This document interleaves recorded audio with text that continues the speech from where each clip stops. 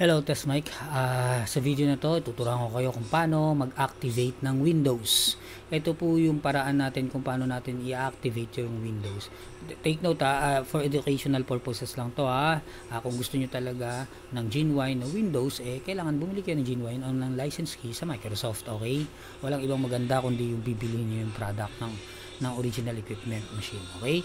Ito na, so activator, meron tayong activator dito, right click, mount. Okay? Pagka-mount nyo, right-click, run as admin. Napaka-importante po yan, Kailangan yung gagawin yan. Tapos, activate starts for Windows 10 and Office, press 1. Okay. Activation inject method. Sa inject method tayo, press 1. So, kung gusto mo i-activate is Windows or Office, or pwedeng pareho. Since wala pa akong Office na naka-install, W lang. So, Windows. So, hintayin lang natin siyang mag-activate. Yan. Activation process started. Please wait.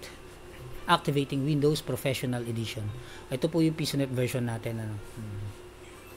Ang kagandahan yan, wala talagang laman yan, guys. Yan lang ang laman yan. Kaka-install ko pa lang ng Minecraft testing ko. Yan. Office activation is off. Activation successful. Kailangan makikita nyo yan at mababasa nyo yung successful, no? Tapos press any key. Tapos, press any key. Tapos, exit 7. So, ayan. So, kapag kaganyan, activated na po yan. Tingnan natin kung makikita natin, ito po, properties. Tapos, dito nyo sa license, baba nyo yan sa license. Saan na ba yun?